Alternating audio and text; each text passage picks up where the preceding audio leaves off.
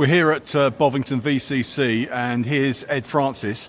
He's going to explain the difference between Soviet or Russian and Soviet back then. Yeah, Soviet and Chinese tanks. So this behind me is a Type 69. The basic background of this vehicle was after the Sino-Soviet split of friendship, the Russians kind of pulled away from China, China pulled away from Russia, and the Chinese wanted to build the next generation of tanks based on the Type 59 chassis. This came about as a result of them copying a captured T-62 and adding a lot of those elements onto a Type 59 to form Type 69. The key differences to spotting Chinese vehicles, especially from a distance, are the headlights will be over the mud guards. Now this one's lost on this side, but as you can see over here, you've still got the twin headlights over the track guards. That's the box thing. That's the box thing with the headlights in it. So that's one of the ways of spotting the Chinese vehicles. This one was actually captured again in the Gulf, so at some point they tried to retrofit it back to a Soviet style. The later Russian T-55s past T-55A didn't retain the bow machine gun.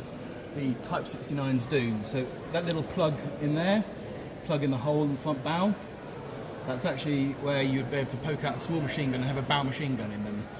These were on early T-54s, but again later 55s, which were NBC proof. We moved that because of the NBC proofing. NBC is? Nuclear, biological and chemical proofing. So they couldn't seal it up?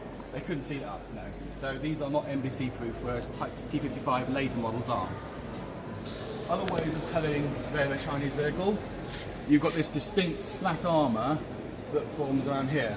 Now this was actually a Chinese invention, although NATO will take credit for inventing slat armour, it is actually Chinese. And this forms an effective form of stowage, as well as being able to defeat RPGs trying to go through here by crushing the fused warhead.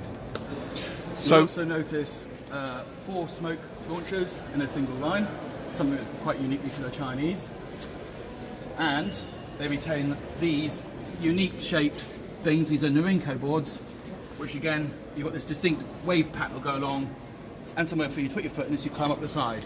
What about the other tank then? That's the Soviet one. Yeah, so when you move back towards the more Soviet one, you've now got an early T-54 here. Again, with the T-54, which retains the same turret onto the 69 and the 59, you've still got the air vents on top. The bow machine gun on the T-54 is still there, but you'll notice your headlights are mounted on the hull. You don't have the distinctive side skirts, and you don't have the rapid smoke things or anything else. So these are the small little differences to tell them apart between the Chinese vehicles and the Russian vehicles.